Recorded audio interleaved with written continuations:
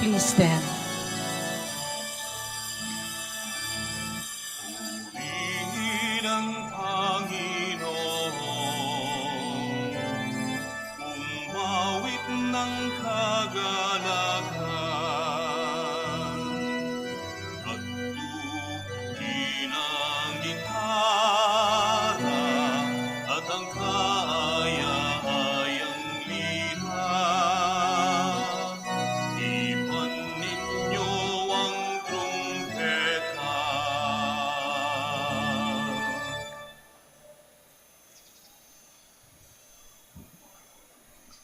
In the name of the Father, and of the Son, and of the Holy Spirit, Amen. the grace of our Lord Jesus Christ, and the love of God, and the communion of the Holy Spirit be with you all. And with your spirit. Good morning, Good morning, Father. and welcome to the shrine and minor basilica of Our Lady of the Rosary of Manaoag.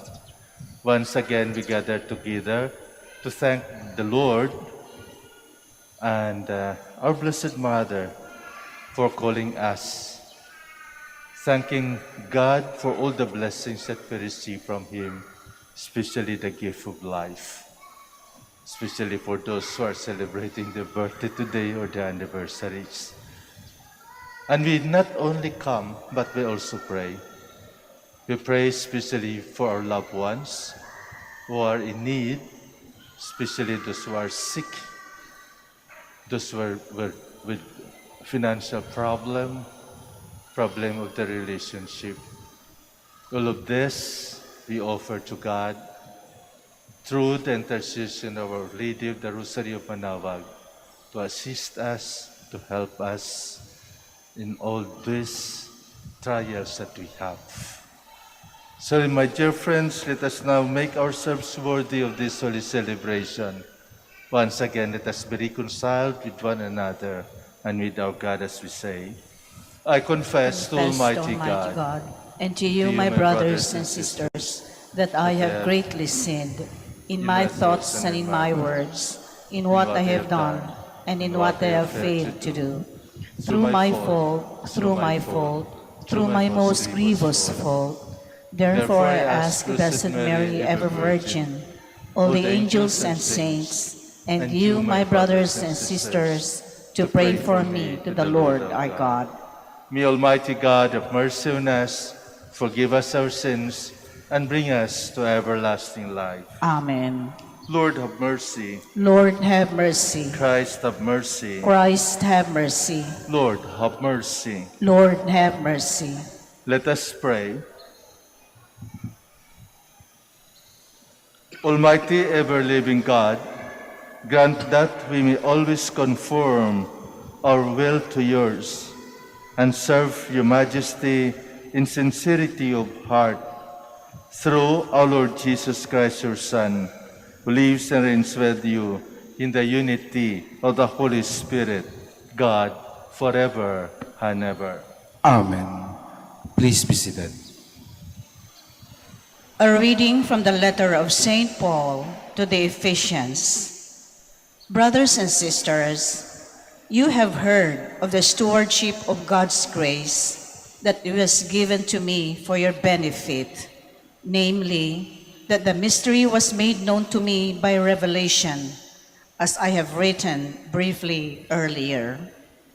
When you read this, you can understand my insight into the mystery of Christ, which was not made known to human beings in other generations, as it has now been revealed to his holy apostles and prophets by the Spirit, that the Gentiles are co-heirs, members of the same body, and co-partners in the promise in Christ Jesus through the gospel.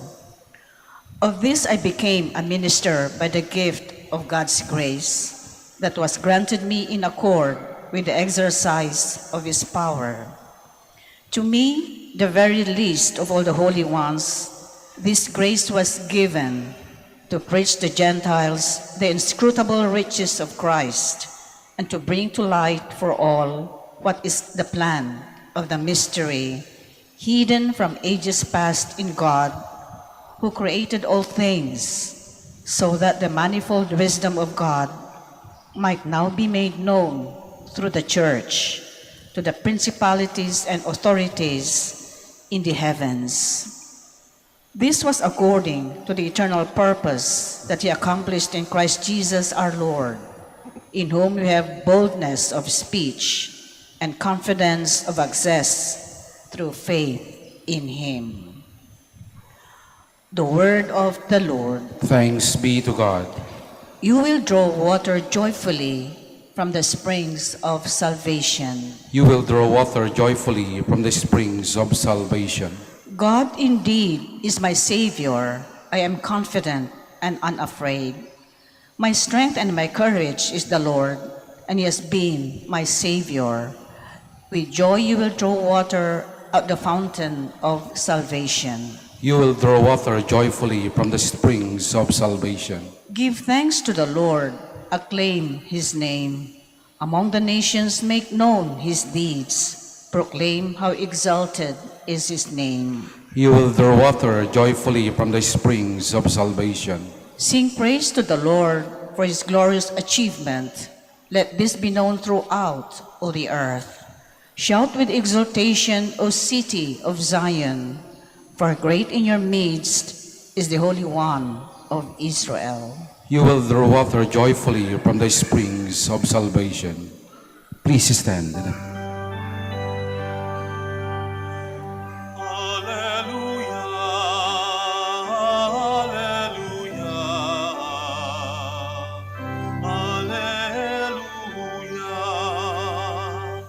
Stay awake, for you do not know on which day your Lord will come.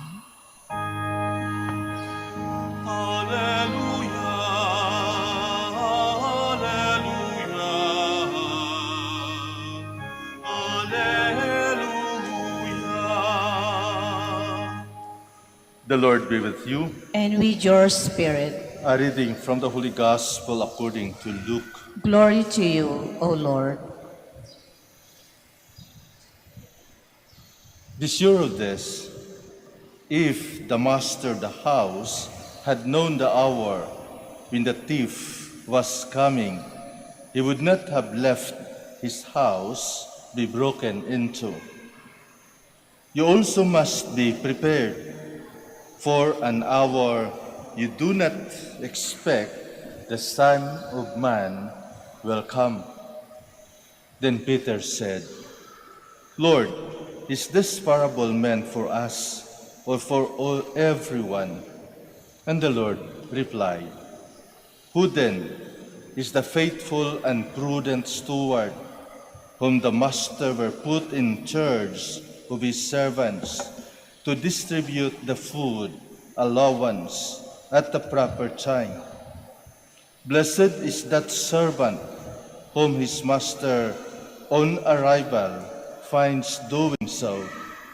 Truly, I say to you, he will put him in charge of all his property. But if that servant says to himself, My master is delayed in coming, and begins to beat the maidservant and the maidservants, to eat and drink and get drunk, then that servant's master will come on an unexpected day and at an unknown hour, and will punish the servant severely, and assign him a place with the unfaithful. That servant who knew his master's will, but did not make preparation nor act in accord with his will, shall be beaten severely. And the servant who was ignorant of his master's will, but acted in a very deserving of a severe beating, shall be beaten only lightly. Much will be required of the person entrusted with much, and still more will be demanded for the person entrusted with more. The Gospel of the Lord. Praise to you, Lord Jesus Christ. Please be seated.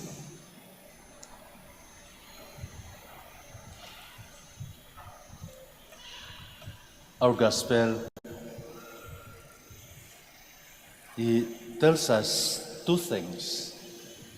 First, that the Son of Man,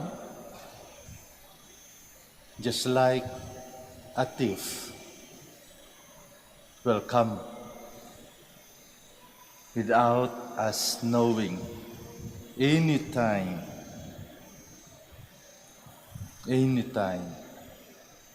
no notice, no warning. But he will just come in the proper time that we do not expect.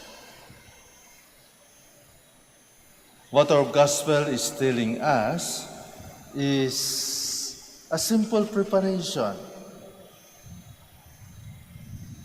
How do we prepare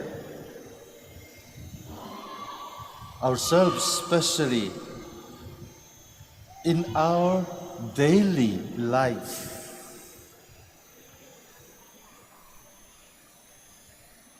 Hindi katulad ng pag sinabi merong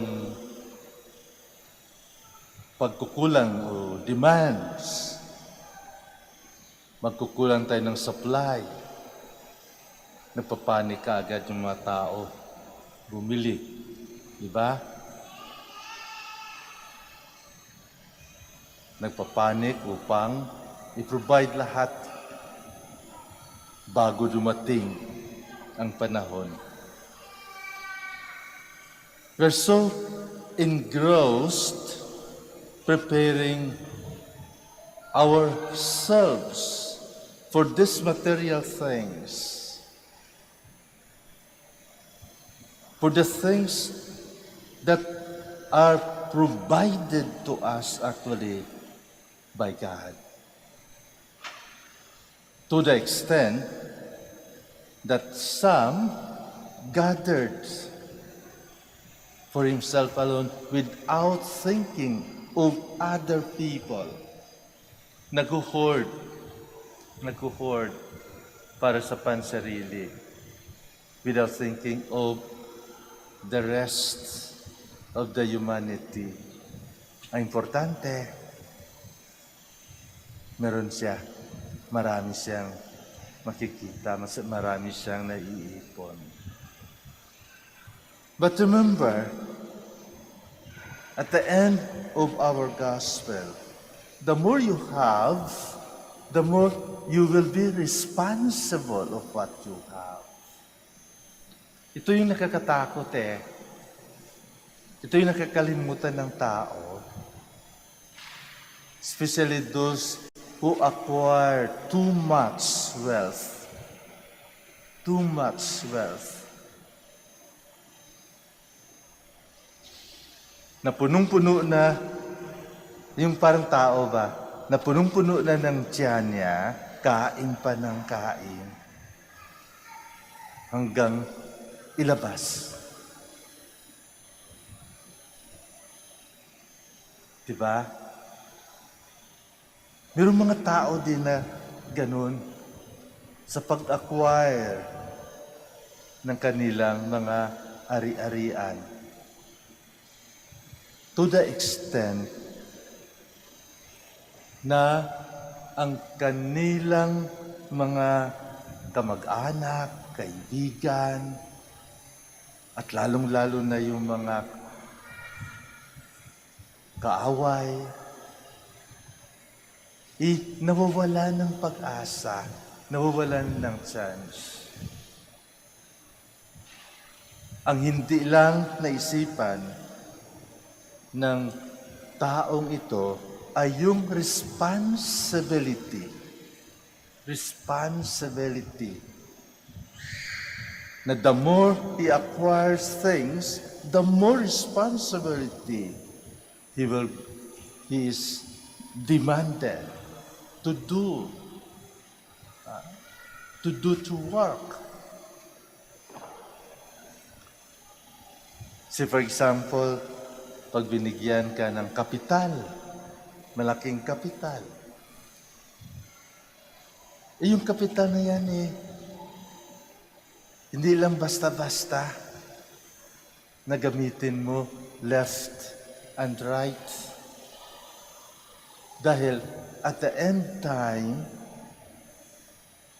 you will be required to be audited of what was given to you. Ganon na ganon ang buhay natin. Ganon na ganon ang buhay natin dito sa mundo. God has given us everything. Maraming binigay sa atin ng Diyos. Ang ating buhay, ang ating bahay, ang ating hanap buhay, yung mga mahal natin sa buhay, yung mga alalay, all these things were gifts to us by God. But then, the more we have, the more responsibility we will have. Kung marami tayong katulong sa bahay, mas malaking responsibility din yan. Kasi yung papakainin mo, hindi lang yung mga miyembro mo sa bahay, pati yung katulong mo. Katulad ng mga aso. Pag marami kang aso, maraming tumatahol, maraming humahanga, maraming kang bantay, but there's the responsibility for that. You have to feed, you have to take good care. Ganun na ganun ang sitwasyon natin sa ating Panginoon. When God gives us more talents, we are responsible for those talents. And we are accounted for those talents. The more we have, the more responsibilities that will be asked to us. Kuminsan masarap sa itaas kasi kitang-kita mo na lahat. Pero tingnan mo sa sarili mo, masaya ka ba? Masaya ka ba na pag-akyat mo, marami kang inapakan? Masaya ka ba na pag-akyat mo, may katapusan? May katapusan. Kasi, if you are on top, there's no other tendency to go up, but to go down. To go down. And those time that you are up are but given time for you to realize what would be the next. Anong susunod? So there, you will realize that you are not alone. There are people around. Pag mataas kang katungkulan, huwag mong kalimutan na meron kang mga kasama sa ibaba. Sa ibaba. Ito yung ibig sabihin ng ating Panginoon. And we will be judged accordingly, according to our responsibilities. According to our responsibilities. If we were given a good life, then we are expected also to give a good response to that kind of life. Kung maganda ang ating profession, maganda ang ating sitwasyon, we are also expected to give a good condition, a good help, assistance to those we are with. Di ba? Balanse lang eh. Binabalanse lang ng Diyos ng buhay natin.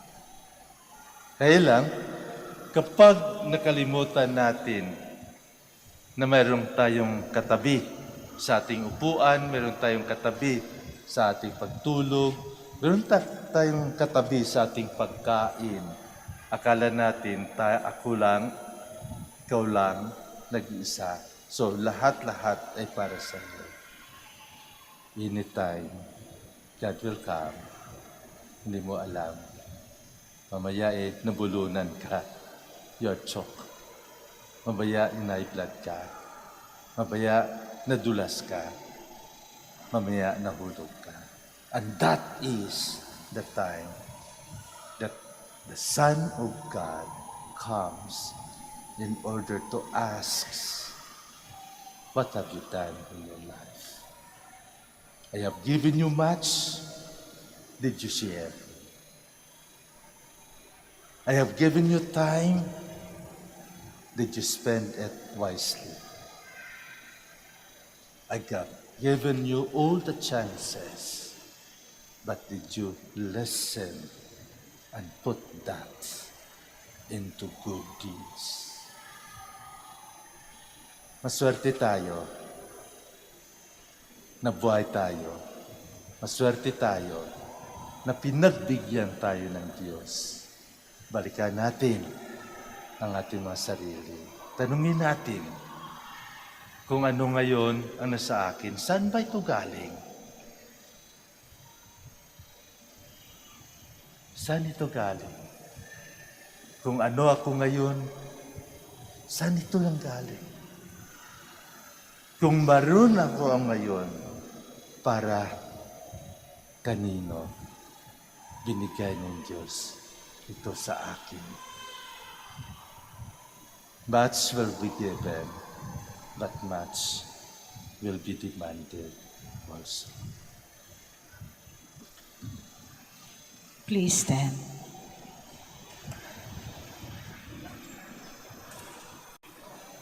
We place our faith in God, the Father, as we present before Him the needs and concerns of our lives.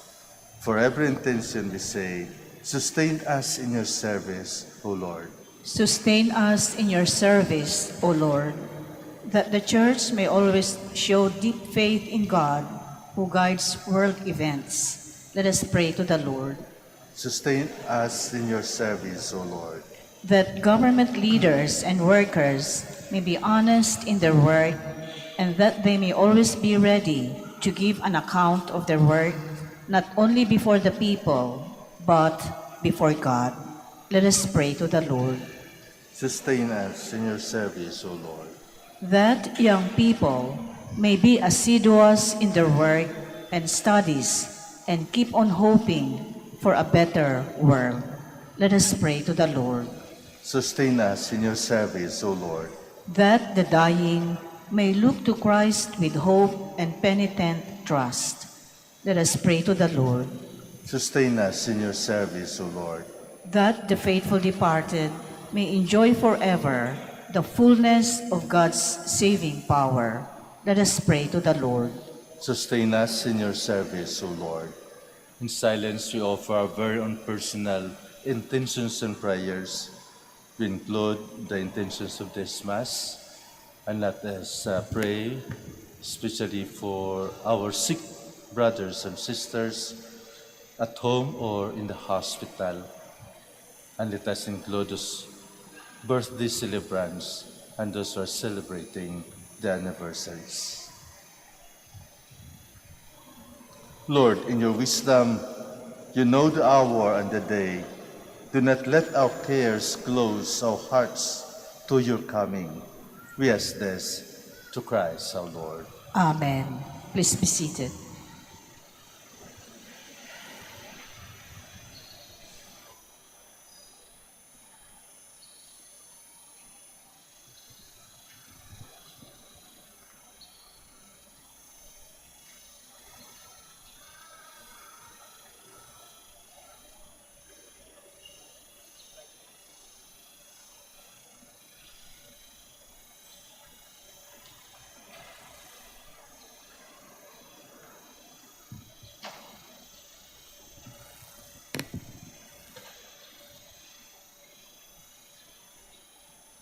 Blessed are you, Lord God of all creation, for through your goodness we have received the bread we offer you, fruits of the earth and work of human hands. It will become for us the bread of life. Blessed be God forever.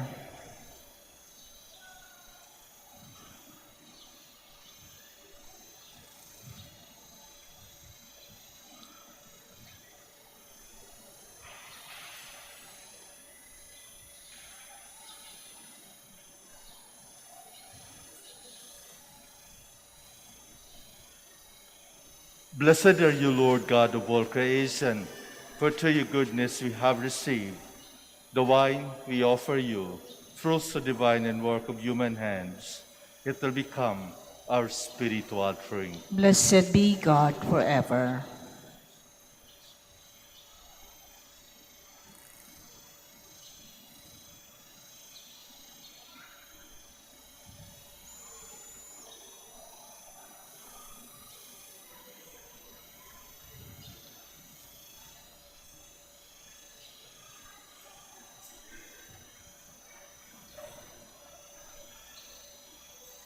Please stand. Pray, my dear friends, that my sacrifice and yours may be acceptable to God, the Almighty Father. May the Lord accept the sacrifice at your hands for the praise and glory of his name, for our good and the good of all his holy church. Grant us, O Lord, we pray, a sincere respect for your gifts, that through the purifying action of your grace, we may be cleansed by the very mysteries we serve through Christ our Lord. Amen. The Lord be with you. And with your spirit, Lift up your hearts. we lift them up to the Lord. Let us give thanks to the Lord our God. It is right and just. It is truly right and just, our duty and our salvation, always and everywhere to give you thanks, Lord, Holy Father, Almighty and eternal God. For just as through your beloved Son, you created the human race, so also through him, with great goodness, you formed it anew. And so it is right that all your creatures serve you, all the redeemed praise you, and all the saints with one heart bless you. Therefore, we too extol you with all the angels, as in joyful celebration we acclaim. Holy, Holy, holy, holy Lord God of hosts, heaven and earth are full of your glory. Hosanna in the highest. Blessed is he who comes in the name of the Lord. Hosanna in the highest. Please kneel. you are indeed holy, O Lord, the fount of all holiness. Make holy, therefore, these gifts, we pray, by sending down your Spirit upon them like the dewfall, so that they may become for us the body and blood of our Lord Jesus Christ. At the time he was betrayed and entered willingly into his passion, he took bread and giving thanks, broke it, and gave it to his disciples, saying, "Take this, all of you, and eat of it, for this is my body, which will be given up for you."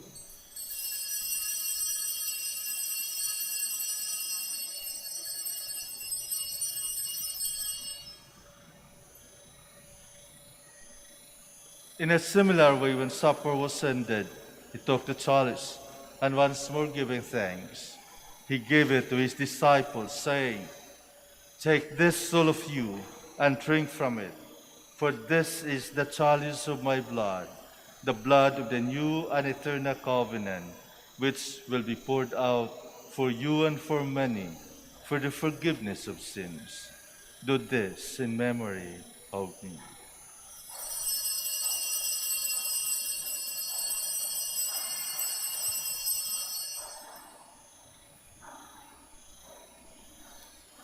The mystery of faith. We proclaim your death, O Lord, and profess your resurrection until you come again.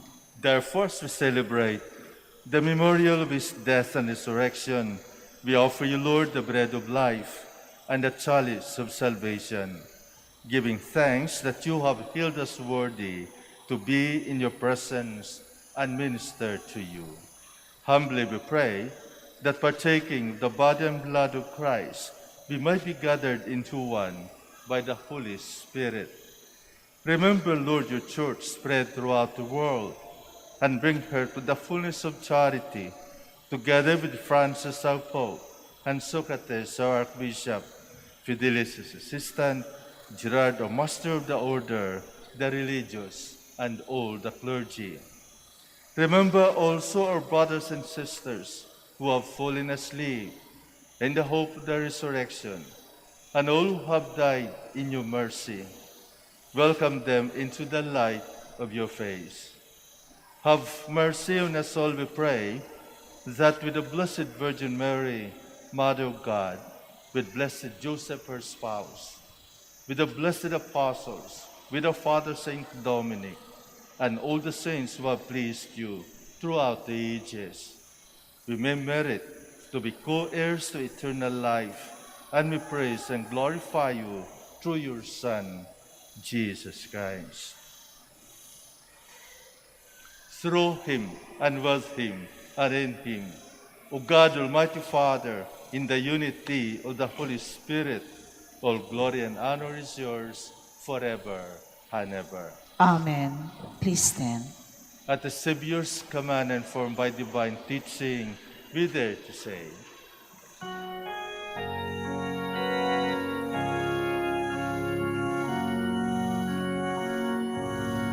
Ama namin, sumasalangit ka, sambahin ang ngalan mo, mapasamin ang kaharian mo, sundin ang loob mo dito sa lupa para nang sa langit. Bigyan mo kami ngayon ng aming kakanin sa araw-araw. At patawarin mo kami sa aming mga sala, para nang magpapatawad namin sa nagkakasala sa amin. At huwag mo kaming ipahintulot sa tukso, at inadya mo kami sa lahat ng masama. deliver us, Lord, we pray, from every evil. Graciously grant peace in our days, that by the help of your mercy, we might be always free from sin and safe from all distress, as we await the blessed hope and the coming of our Savior, Jesus Christ. For the kingdom, the power, and the glory are yours now and forever. Lord Jesus Christ, who said to your apostles, "Peace I leave you, my peace I give you." Look not on our sins, but on the faith of your church, and graciously grant our peace and unity in accordance with your will, who live and reign forever and ever. Amen. The peace of the Lord be with you always. And with your spirit. Let us offer each other the sign of peace. Peace be with you.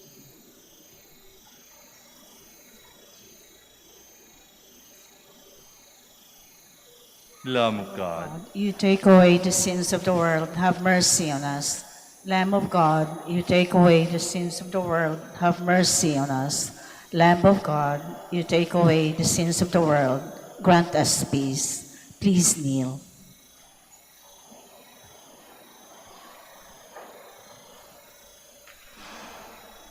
behold Jesus, the Son of the living God, the Lamb of God who takes away the sins of the world.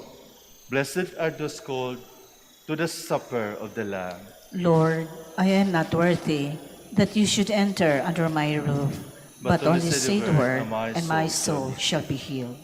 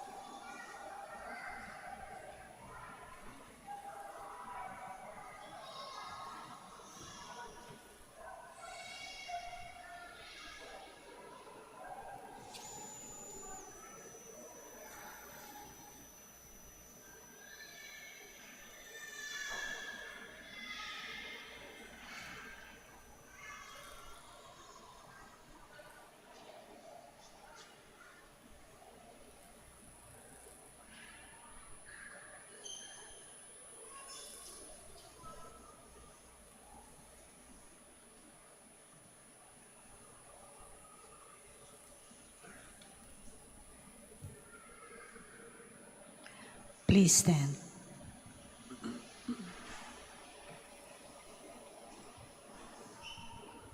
Let us pray.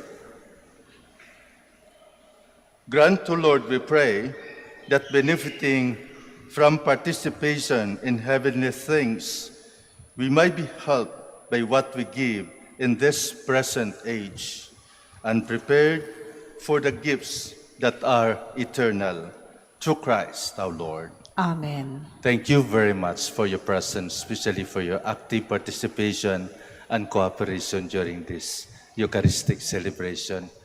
And thank you very much for the gift of life that God has given you. And also thank you very much for accepting the call of the Blessed Virgin to come here to visit her. Let us be joyful and happy that we are alive and that God is giving us all the time to be spent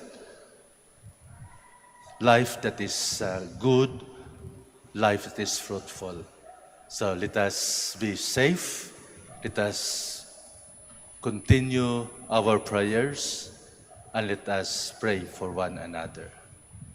The Lord be with you. And with your spirit. May Almighty God bless you, the Father and the Son and the Holy Spirit. Amen. Our Mass is ended. Let us go in peace. Thanks be to God. We'll now have the blessing of our sick brothers and sisters. In silence, kindly mention the name of your loved ones who are sick at home or in the hospital. We will also bless your religious articles. Our help is in the name of the Lord, Who made heaven and earth. Let us pray. God, our Almighty Father, by your blessing you give us strength and support in our frailty. So we kindly restore our sick brothers and sisters, free them from all illness, and restore them to good health through the intercession of Our Lady of the Rosary of Manaoag, so that in the sure knowledge of your goodness, they will gratefully bless your holy name. In the name of the Father, and of the Son, and of the Holy Spirit. Amen. For your religious articles.